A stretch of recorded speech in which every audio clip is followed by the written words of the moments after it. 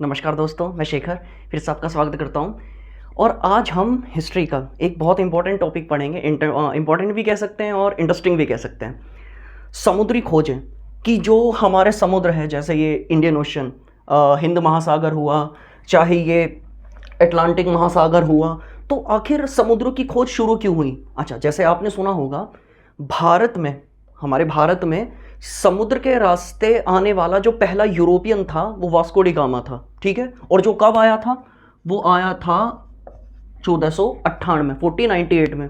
तो क्या इससे पहले सब जमीन के रास्ते आते थे? बिल्कुल, यूरोप और एशिया आपस में मिले हुए हैं जमीन के थ्रू। और जब जमीन के थ्रू रास्ता बना हुआ है, लैंड के थ्रू एक पाथ है ऑलरेडी, तो फिर समुद्र से आने की क्या जरूरत है? पूरा का पूरा अफ्रीका का चक्कर काटने की क्या जरूरत है? तो आज हम इसी के टॉपिक को पढ़ेंगे, ठीक है। तो देखिए, शुरुआत करते हैं। एक आपने साम्राज्य सुना होगा, ओटोमन एम्पायर, ओटोमन साम्राज्य। तो होता क्या है, एक साल आता है 1453, 1453। यहां क्या होता है, ओटोमन एम्पायर, जिसे तुर्क भी कहा जाता है, तो इनका यहां एक शहर पर कब्जा हो जाता है। और वो शहर कौन सा था? वो शहर था उस टाइम पे कुस्तुनतुनिया।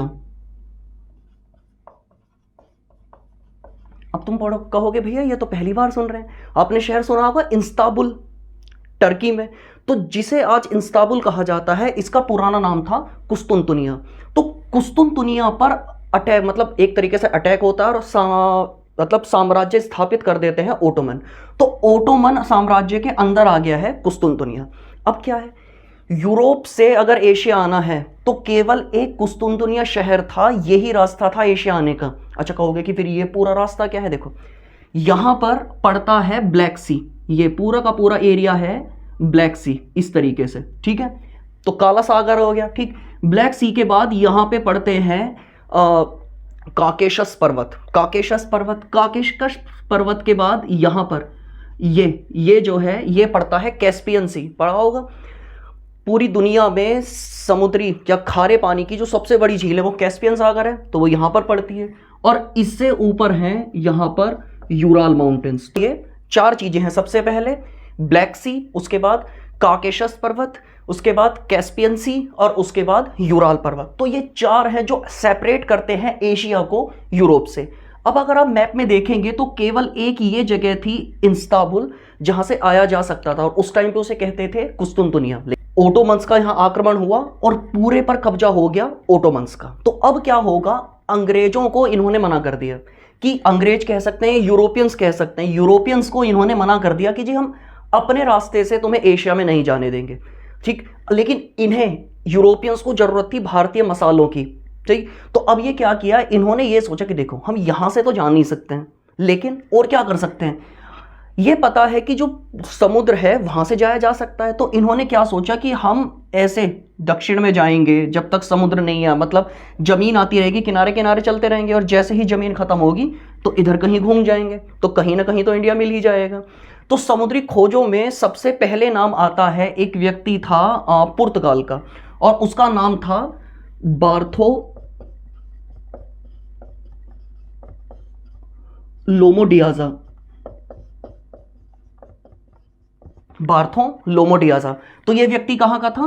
पुर्तगाल का था। तो इसने क्या किया, 1488 में यहां से करना शुरू किया, और ये अफ्रीका के किनारे किनारे यहां चलता रहा, और ये अफ्रीका के दक्षिणी छोर तक पहुंच गया, और इसे कहा जाता है केप ऑफ गुड होप। जैसे इंडिया में सबसे दक्षिणी छोर को कहा जाता है ना केप ऑफ कोमोरिन, जिसे कन्याकुमारी कहते हैं, ऐसे ही अफ्रीका का जो सबसे दक्षिणी छोर है इसे कहा जाता है केप ऑफ गुड होप। तो बार्थोलोमो डियाजा केप ऑफ गुड होप तक पहुंच गया, ठीक। लेकिन यहां से ये आगे नहीं जा पाया, ये वापस आ गया। तो क्वेश्चन आता है, अफ्रीका के सबसे दक्षिणी किनारे केप ऑफ गुड होप तक पहुंचने वाला पहला यूरोपियन कौन था? वो कौन था?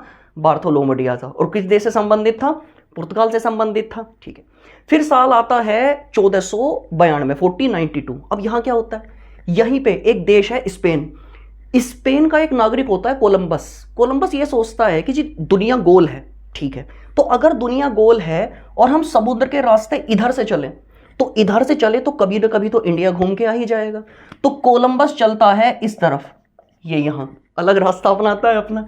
1492 में इसे अमेरिका, कोई सिंपल है, यह है यूरोप, अफ्रीका, इधर क्या पड़ता है अटलांटिक ओशन, और इधर है नॉर्थ अमेरिका और इधर है साउथ अमेरिका, तो इसे अमेरिका मिल जाता है। और यूरोपियंस को पहले पता ही नहीं था कि यहाँ एक इतने बड़े जमीन के टुकड़े या कॉन्टिनेंट हैं दो। क्यों? क्योंकि जब यूरोपियंस एशिया और ये अफ्रीका आपस में मिले हुए हैं तो इन्हें क्या पड़ी है, ठीक, तो यहाँ पे एक अलग ही सभ्यताएं हो रही थी। काफ़ी बार आप पढ़ते होंगे कि अमेरिका को नई दुनिया कहा जाता है। क्यों? क्योंकि अमेरिका की खोजी हुई है 1492 में। और कौन से दोनों अमेरिका की मैं बात कर रहा हूँ? नॉर्थ अमेरिका और साउथ अमेरिका, ठीक। इसके बाद क्या होता है, अच्छा अमेरिका की खोज हो गई, केप ऑफ गुड होप तक पहुंच गए, इंडिया नहीं मिला है अभी तक। तो होता क्या है, यहाँ पर 1497 में यही पुर्तगाल का एक व्यक्ति होता है जिसका नाम आपने सुना होगा, वास्को डी गामा। तो वास्को डी गामा पहुंचता है और यही रास्ता अपनाते हुए केप ऑफ गुड होप तक पहुंच जाता है। लेकिन केप ऑफ गुड होप तक तो बार्थोलोमो डियाज भी पहुंच चुका था। लेकिन यहां से इंडिया जाने का रास्ता क्या है? इंडिया जाने का रास्ता किसी को पता ही नहीं है। तो होता क्या है कि यहीं पे आसपास में कई बार अपने जो जहाज है वो रोकता है। यहां पर एक इसे गुजराती व्यापारी मिल जाता है जिसका नाम होता है अहमद मनीद, ठीक है, अहमद मनीद। अच्छा, अब तुम कहोगे गुजराती व्यापारी यहां क्या करता था? सिंपल है, यहां अफ्रीकन्स और इंडियंस के बीच में व्यापार हुआ करता था, तो उन्हें यह रास्ता अच्छे से पता था। तो अहमद मनीद आके मिलता है वास्को डी गामा से, और इन दोनों के बीच में डील होती है कि अहमद मनीद इन्हें वास्को डी गामा को भारत का रास्ता बताएगा और बदले में वास्को डी गामा उन्हें कुछ धनराशि देंगे, सोने के सिक्के वो देंगे।